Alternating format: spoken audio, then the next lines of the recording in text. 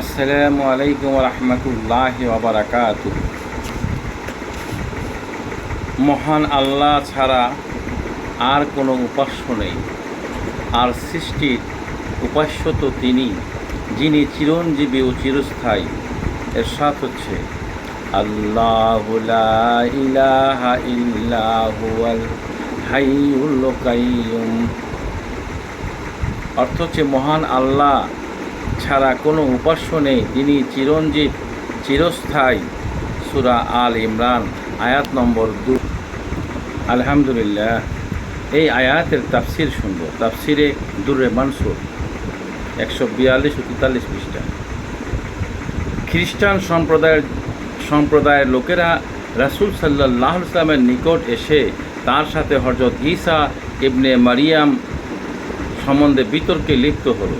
তারা রাসূল সাল্লাল্লাহু আলাইহি ওয়াসাল্লামকে জিজ্ঞেস করল, হযরত ঈসা নবীর পিতাকে। তারা আল্লাহর উপর মিথ্যা অপবাদ দিতে আরম্ভ করল। আল্লাহ রাসূল সাল্লাল্লাহু আলাইহি ওয়াসাল্লাম তাদেরকে বললেন, তোমরা কি অবগত নও সন্তান পিতার মতোই হয়ে থাকে? তারা বলল, হ্যাঁ। তিনি বললেন, তোমরা কি অবগত নও আমাদের প্রতিপালক চিরঞ্জীব, তার মৃত্যু নেই, অথচ হযরত ঈসার মৃত্যু হবে? তারা বলল, হ্যাঁ। তিনি বললেন, তোমরা কি অবগত নও আমাদের প্রতিপালক চিরস্থায়ী সত্তা, সকল কিছুর উপর সুপ্রতিষ্ঠিত, তিনি সকল কিছুর হেফাজত করেন, রিজিক সরবরাহ করেন? তারা বলল, হ্যাঁ। তিনি প্রশ্ন করলেন, হযরত ঈসা আলাইহিস সালাম কি এসব কিছুর ক্ষমতা রাখেন? তারা বলল, না। তিনি বললেন, তোমরা কি অবগত নও আসমান ও জমিনের কোনো কিছু আল্লাহর নিকট গোপন নেই? তারা বলল, হ্যাঁ।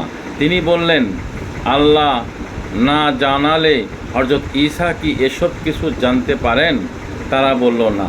তিনি বললেন, নিশ্চয়ই আমাদের প্রতিপালক যেভাবে চেয়েছেন সেভাবে হযরত ঈসাকে মায়ের উদরে আকৃতি দান করেছেন। তিনি বললেন, তোমরা কি জানো না যে আমাদের প্রতিপালক পানাহার করেন না এবং তিনি অপবিত্র হন না? তারা বলল, হ্যাঁ। তিনি বললেন, তোমরা কি অবগত নও হযরত ঈসাকে তার মাতা ওইভাবে পেটে ধারণ করেছেন যেভাবে অন্য মহিলারা সন্তান গর্ভে ধারণ করে থাকে, এবং ওইভাবে প্রসব করেছেন যেভাবে অন্য মহিলারা সন্তান প্রসব করে থাকে? তারপর তার মা তাকে ওইভাবে আহার করিয়েছেন যেভাবে অন্য মহিলারা তাদেরকে সন্তানদের আহার করিয়েছে থাকে।